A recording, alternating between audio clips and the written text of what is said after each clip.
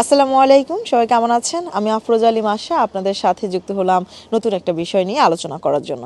আপনারা জানেন যে ইংল্যান্ডের ভিসা নীতি চেঞ্জ হওয়ার পরে একের পর এক নীতিগুলো চেঞ্জ হওয়ার পরে এই দেশে কিন্তু তুলনামূলকভাবে স্টুডেন্ট আসা কিংবা অন্যান্য স্কিল ওয়ার্কার আসা কমে গিয়েছে এবং এই কারণেই কমানোর জন্যই কিন্তু তারা এই ভিসা নীতিগুলো পরিবর্তন করেছিল। যেহেতু ঋষি সুনাক এই পরিবর্তন করেছিল, কনজারভেটিভ পার্টি এই পরিবর্তনগুলো করেছিল, কিন্তু আসার কথা হচ্ছে তারা কিন্তু নির্বাচন ডেকে দিয়েছে 6 মাস আগেই। তাদের ক্ষমতা শেষ হওয়ার 6 মাস আগেই তারা নির্বাচন ডেকেছে। আগামী 4 জুলাই হচ্ছে নির্বাচন হবে, এটা এর মধ্যে সবাই জেনে গেছেন।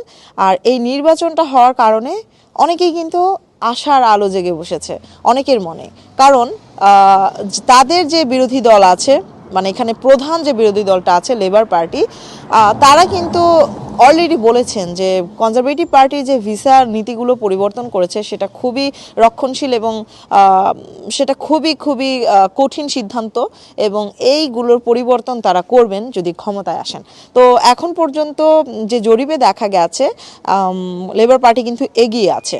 তো যে বিষয়টা আমি আজকে আলোচনা করতে চাচ্ছি সেটা হচ্ছে স্টুডেন্টের সংখ্যা কিংবা স্কিল ওয়ার্কারের সংখ্যা বৃদ্ধি পেতে পারে লেবার পার্টি যদি ক্ষমতায় আসে।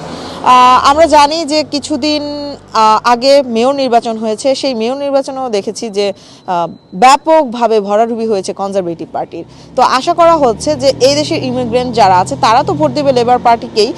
এর পাশাপাশি অনেকেই কিন্তু যে রুয়ান্ডা ইস্যু আছে কিংবা ওই যে অ্যাজাইলামদের যে রক্ষণ নীতি তারা প্রয়োগ করছে ঋষি সুনাক, সে কারণেও কিন্তু এই নির্বাচনে তাদের ভরাডুবি হতে পারে। আর আমরা দেখেছি যে বিগত সেমিস্টারে তার আগের সেমিস্টারের থেকে 41% স্টুডেন্টের সংখ্যা কমে গেছে। আর এটাও কিন্তু একটা হিউজ পরিবর্তন, কারণ স্টুডেন্ট কমে গেলে এদেশের যে লোকাল স্টুডেন্টরা আছে তারা কিন্তু একটু সমস্যার সম্মুখীন হবে। কারণ তারা মনে করছে যে যে ভর্তুকিটা এতদিন সরকার দিত সেটা কিন্তু আসতো ইন্টারন্যাশনাল স্টুডেন্টের টাকার মাধ্যমে, তাদের সেমিস্টার ফি এর মাধ্যমে। এখন যদি লোকাল স্টুডেন্টের সেমিস্টার ফি বাড়িয়ে দেয় সেক্ষেত্রে কিন্তু একটা বড় সমস্যার সম্মুখীন হতে পারে। আর যদি সেটা না করে তাহলে কিন্তু সরকারের ভর্তুকি দিতে হবে একটা হিউজ অ্যামাউন্ট। আর এটা খুবই কিন্তু সহজ প্রকল্প হবে না, যে কারণে সামনের বছরগুলোতে আমার এবং এখানকার যারা বসবাসরত সবারই একটা ধারণা হয়েছে, সেটা হচ্ছে সামনের বছরগুলোতে কিন্তু এই পরিবর্তনগুলোর কিছুটা হলেও পরিবর্তন হবে। কারণ তারা কিন্তু চাইবে না তাদের অর্থনীতির পরিবর্তন, এবং সে কারণেই কিন্তু তারা আবার এই নীতিগুলোকে একটু ঢেলে সাজানোর চেষ্টা করবে যদি কিনা সরকার পরিবর্তন হয়।